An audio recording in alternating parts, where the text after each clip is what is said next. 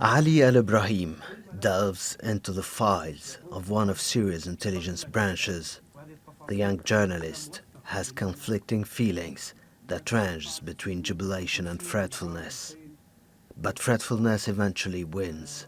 His name was mentioned several times in some of the documents he checked.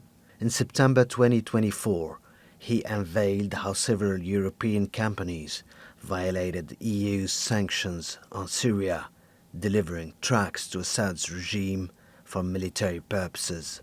His investigation went viral and was even raised at the European Union's Parliament. Why like secret intelligence following journalists through 8 branch?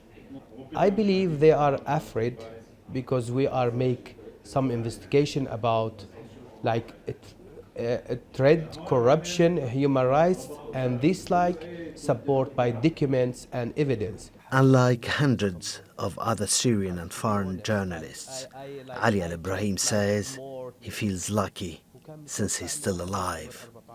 At least now, no justice without accountability. I believe if we're starting to build accountability, we will build our strong society and we'll build like strong future. Believe it or not, I'm at Umayyad Square, Damascus. I can stand in front of a camera and do my job with no fear of being monitored. This would have been unimaginable under Bashar Assad's regime. Something big, really big, is happening here in Syria.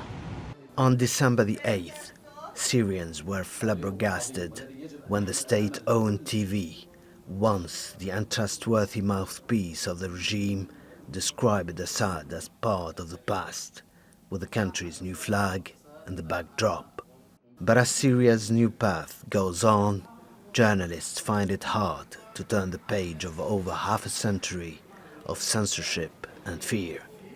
Suad Jarous, a veteran correspondent, recalls the old ugly days. I shake for every single letter I write. If the bell rings or a cat makes trouble in the corridor, my heart starts beating fast. If a security official tells me you're in trouble because of an issue that's not related to my job, I start removing everything on my phone device. I have no memory. Suad acknowledged that she was forced to hide her identity, just like many of her fellow journalists. I know a lot of colleagues who use pseudo-signatures. Now we are discovering who wrote this and who did a report about that. Syrian journalists have some vast tasks ahead. They will have to embody the most ostensible facade of the ongoing change their country is witnessing. Bassam Bounenni, TRT World, Damascus.